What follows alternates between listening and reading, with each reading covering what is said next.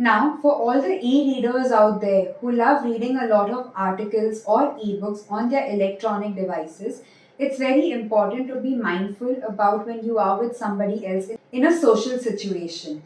When you go meet somebody, it is important to put away your e-readers while you are communicating with someone. By doing so, you do not just show them how much you respect them, but you also show them that your full attention is on them. Your article sure might be very interesting and you couldn't wait to complete it. But also be mindful that the other person is giving you that time. So remove that time for that person and speak to that person by keeping your e readers away from you.